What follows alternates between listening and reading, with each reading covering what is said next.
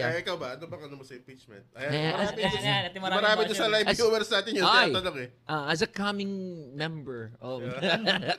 Hindi, sa bilang bahagi ng magiging bahagi. Yes! Thank you pala mga boss, binoto nyo ka manggagawa party list.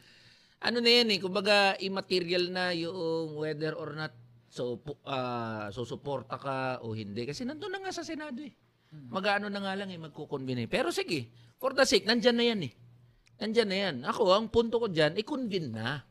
I-convene na yung impeachment court. Na. Yung trial. Magkaroon na ng trial. We are for accountability. Lahat tayo gusto ng accountability.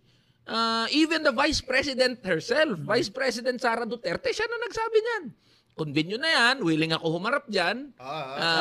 Sabi ni VP Sara to, convene nyo na yan, willing ako humarap dyan. May tanong kayo? Sasagutin ko kayo. Ang problema, ito ang Senado. Hindi agad kinonvene. Politikang ina mo